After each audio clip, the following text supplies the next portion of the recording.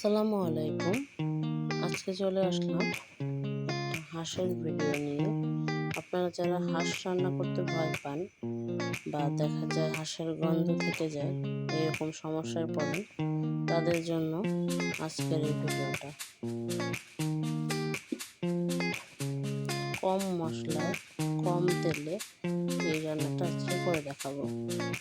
যেহেতু হাঁসে প্রচুর তেল ওঠে, কম তেলেও রান্না করা সম্ভব। শুধু আদা রসুন বাটা